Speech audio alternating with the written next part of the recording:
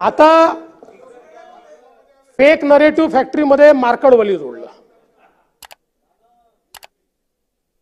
आणि काय काय त्या ठिकाणी हे चालले ते मला खरं सांगतो मी, बाकी कोणाचं मला आश्चर्य नाही वाटलं. मी तुम्हाला माननीय पवार साहेबांचं मला आश्चर्य वाटलं, फक्त पवार साहेबांचं.